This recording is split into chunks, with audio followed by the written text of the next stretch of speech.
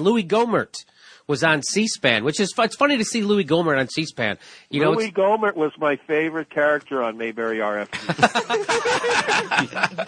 Seeing Louis Gohmert on C-SPAN is like seeing Fred Flintstone in a library. You know, it's like, what? Who are you trying to fool? You know, what are you? Are you running a scam with Mr. Kazoo? What are you doing? What are you doing here? So he went on and he was talking about immigration. And Louis Gohmert, if you don't know, is a crazy maniac right-winger who's just about as sane as that guy I just played from the radio. Right. And he's anti-immigration, of course, right? You got to. Here's what he has to say about why he wants to secure the border, because you got to look out for this. This is what's happening, according to Louis Gohmert. You know, Al-Qaeda has camps over with the drug cartels on the other side of the Mexican border. We know that people are now being trained to come in and act like Hispanic when they're radical Islamists. So he knows that the Al-Qaeda are coming in here and being trained to act Hispanic. No, he said act like Hispanic. And I know that we have one in our midst here named Stephanie. Yes.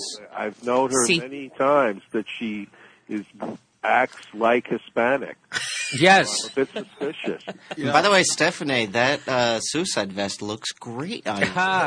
You know, it makes sense because at the turn of the century, a lot of Italians came in acting like the Irish. Yes, they did. To lull us into a state of confused submission. everybody. And there were even a few Irish who were sneaky enough to act sober, which right.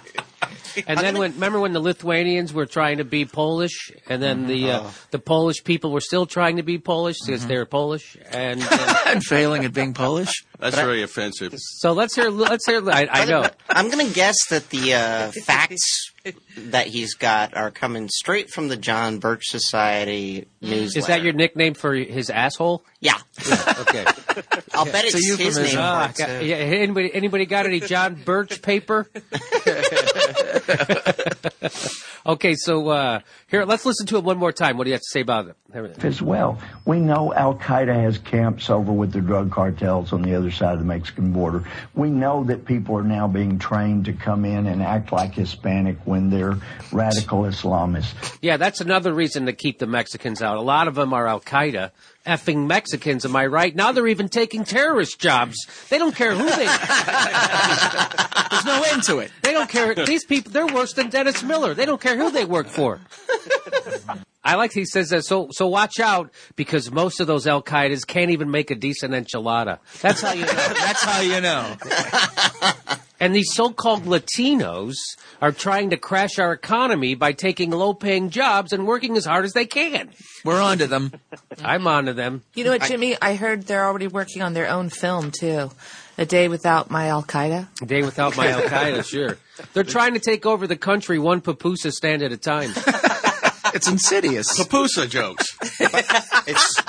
I hear they're just dressing up as big bees. Killer big bees. Yeah.